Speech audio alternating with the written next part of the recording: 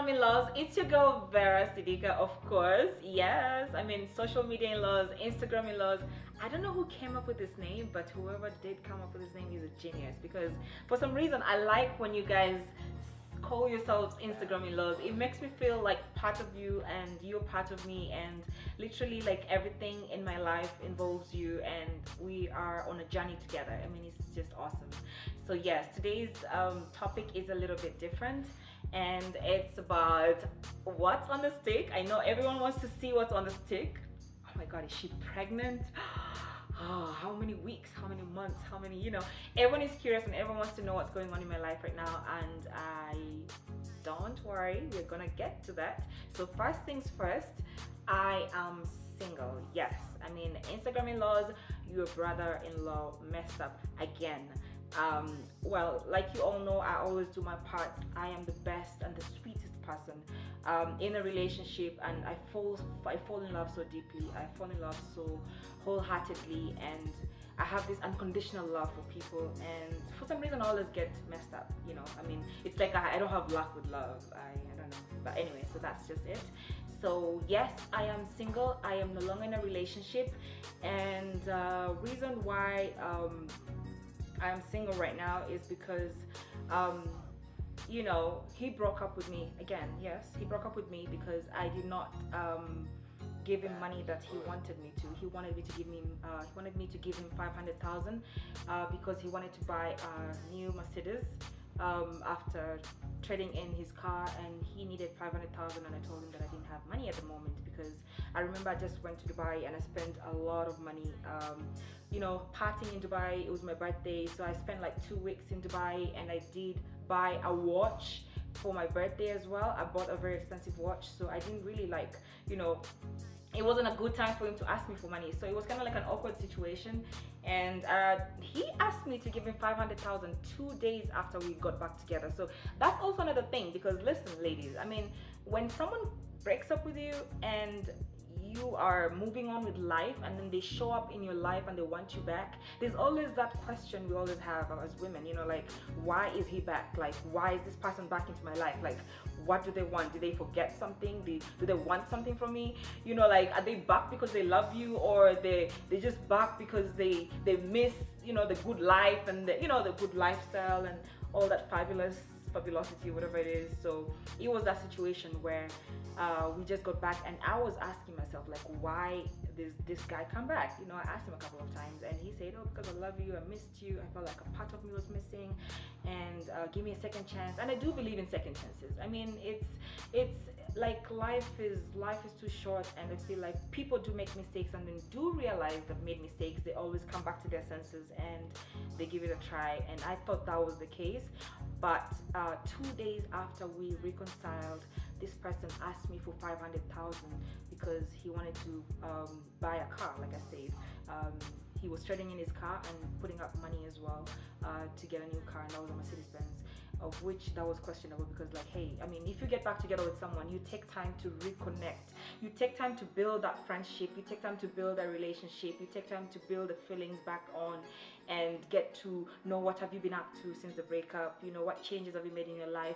And we didn't even have that time to do all these things and get to reconnect, and then you're asking me for money. So it was more like, for me, it was like a question mark, and I was like, you know what, let me see how this plays out. So let me just tell this person I don't have any money at all. Let me just be like, I don't have any money. And if he's gonna understand that it's actually true, I don't have any money, and believes that it's okay not to be in a position to help, and he stays and sticks with me through that, then I would be like, okay, this person definitely came back because he still cares, he still loves me, he still wants to be with me.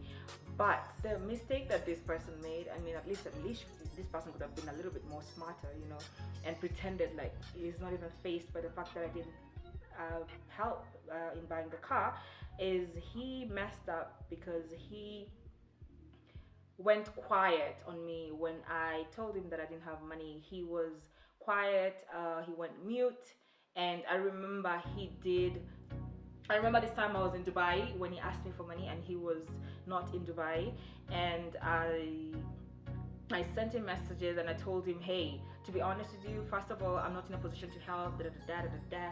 And I told him, like, hey, to be honest with you, even when we broke up, I'll show you the messages right now, like right on the screen.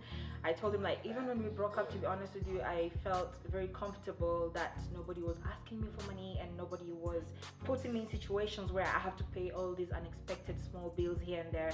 So it was more like, I don't like the fact that you asked me for money. I mean, I'm a woman and it's kind of like a turn off, to be honest with you. I mean, I believe men have egos, you know.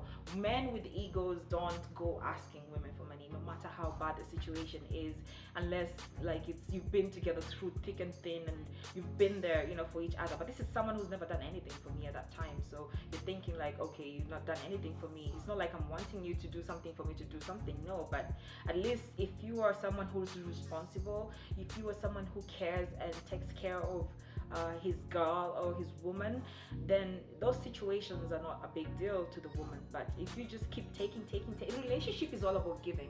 So if you're the only person who wants to receive, it kind of looks really bad. So me saying whatever I say, I didn't say it in a bad way, but I just say that, hey, you know, it's a bad time for me. You know, I spent all this money in Dubai, so it's not possible right now. But at the end of the day, it's just a car. I mean, I don't understand why people have to take loans or borrow money to buy cars.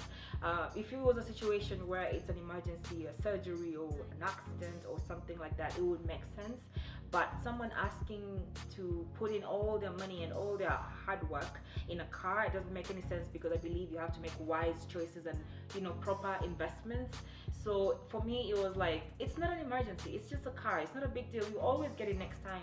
So what happened is he went quiet on me for a whole week, and I can't say I didn't know why he went quiet on me, because to be honest with you, I knew it was because I did not come through for his, you know, his bill. You know, he wanted a car and I didn't put in the money. So I knew 100% that, you know, him going quiet is just basically because, okay, this woman did not come through for me, so what's the point? Like, you know, I probably came back to this relationship so I could get this money and go. But I mean, if I'm not getting the money and going, then there's no point of having to be in this relationship. So he went quiet for a week, and I remember I was still in Dubai. I came back, and then 3 days into the country, he still did not talk to me, literally. And I said to myself, you know what, sweetie, stop wasting your time. You know what it is, so go and ask and find out what's going on. So I sent him a message, and I'm like, hey, what's up? You been good? Yes, I'm good. I'm like, okay, do you have time tomorrow? Let's link up. We need to talk. He's like, actually, yes, we need to talk. Can I call you? Oh, you can come over. Let's talk. So I was like, yo, yes. If he says come over, let's talk. I want to do this because I need to know what's going on. So I literally like went and met him, and we had a conversation.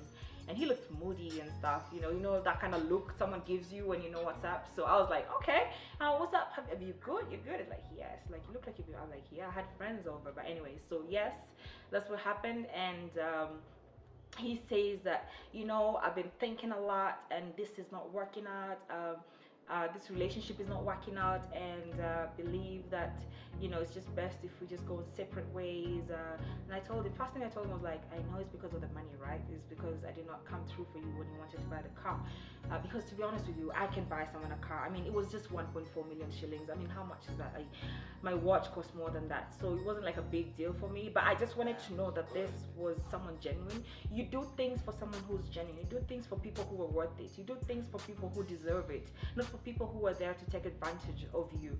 So I told him I know it's because I didn't put in money when you wanted me to. So, you know, I expected this, and that's why you've been quiet. He's like, no, it's not even about the money. It's because I feel like you are in a stage in your life where you want to have kids, and I'm not ready for kids. I feel like you want to settle down and all that stuff.